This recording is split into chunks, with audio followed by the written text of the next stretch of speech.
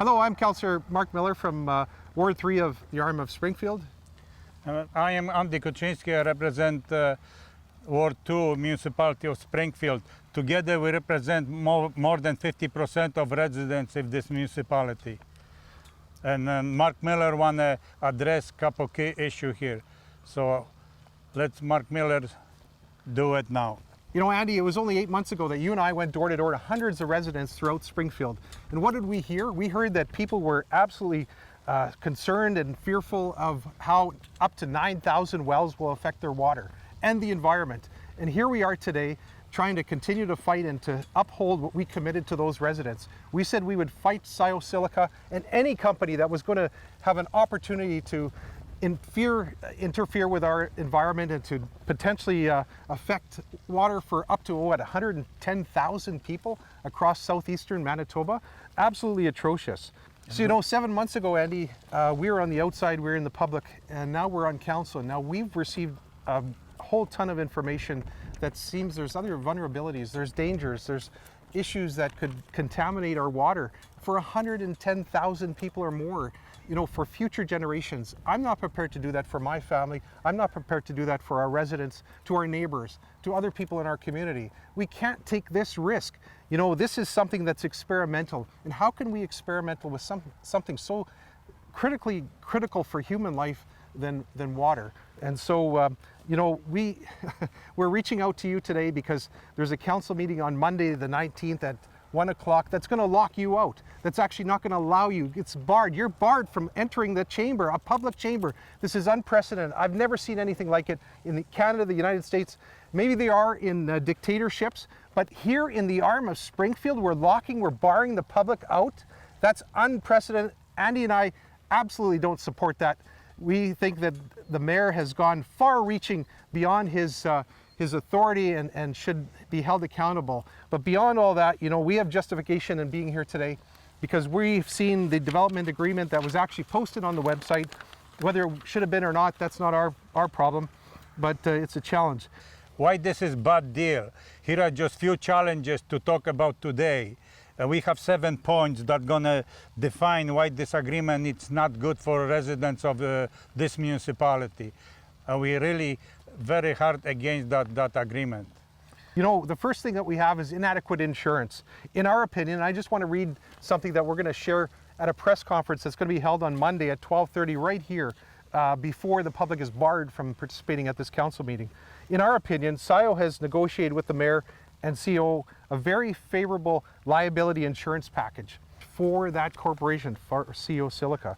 When compared to the size of the mine's enormous annual environmental footprint, they will drill over 450 large diameter deep casing wells annually into our aquifer, extracting 1.7 million tons annually. At the current spot price of some $84 per ton, that equates to one heck of a large operation and a huge amount of revenue. The liability insurance limits need to be established by experts, not our administration, not our legal counsel, but experts in the insurance industry. You know, number 2, I want to talk to you about pre-test intended drill sites by using core drills, recording the results to ensure the carbonate mantle will not collapse during the extraction of silicates from lower levels. And up to at point 3, the development agreement need to include the entire mining operation, as it will be the only contract between the municipality and SIO. And point 4, monitoring wells and testing equipment need to be installed downstream of all drilling platforms in order to ensure an early warning system in place in the event of environment contamination to our water supply. Beyond that, number 5, Andy, a comprehensive and realistic remedial plan starting day 1 needs to be approved by Springfield in the event of an environmental accident to our aquifer. That's absolutely critical. Point 6, you know, it frankly defies logic. This is not a win for Springfield. It's a potential and large liability to us. Our children and their children, our neighbors, our friends, those who we relate to. Common sense sometime is the best barometer. Don't allow mining in the same aquifer that you get your drinking water from. How is this happening? Number 7, deal with, has been rushed and not fully thought out. we haven't reached out to experts. You know, Councillor Kuczynski and I have been unable to touch base with experts beyond the time that they're forcing this and frankly ramming this down our throats. And you know, they use the excuse that a municipal board has a time limit. You know, I remember the Meech Lake Accord and other constitutional deals that were just as important or more important than this. There's always an extension, and something this important, they're not going to allow extension. How is this mayor dealing with our provincial authorities? The mayor and CEO have refused to share the communication and emails between the parties used for the crafting the development agreement.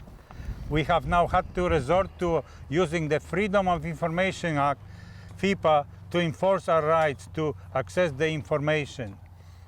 So I asked for the information 2 weeks after I was elected, and I was refused to get that information about Silica. How is this possible that me as a chairman of the board cannot get the information what was recommended and what was done to the agreement between SAIO and municipality, other government departments?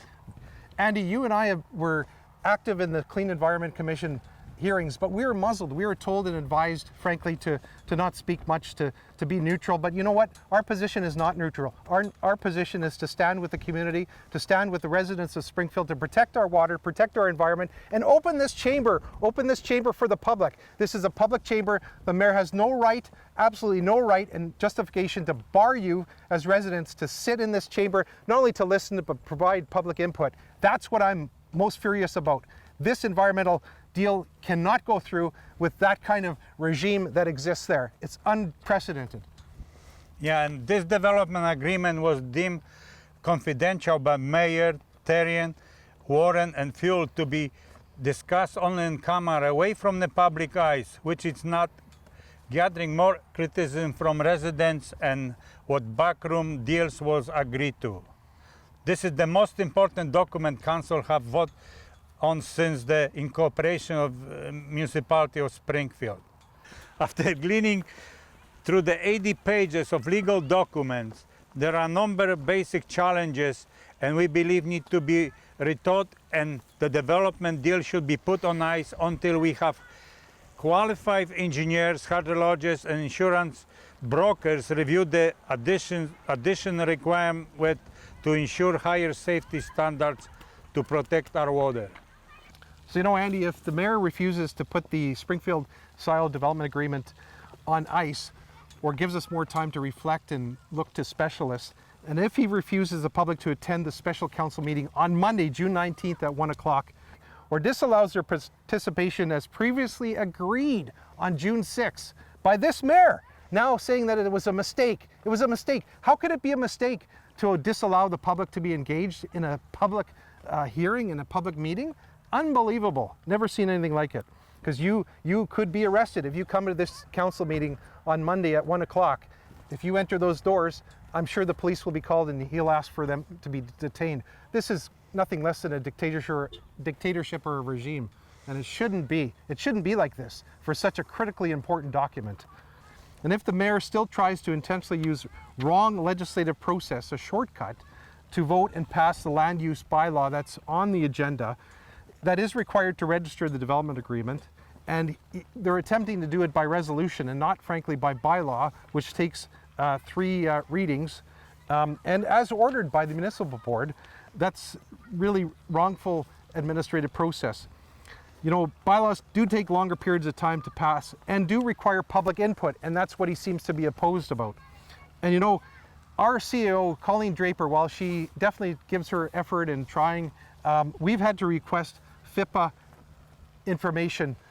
So that's the Freedom of Information and Personal Protection, to get documents that we believe would help guide us through this entire process. These are sensitive documents that have not been turned over to council, and we need those documents. And if that all doesn't happen, I believe there's no other situation but for us to ask for the mayor's resignation on this matter going forward. We should never allow drill and mine in our aquifer where we really need that water for our survival, for our lives, not only for us, for the generations to come.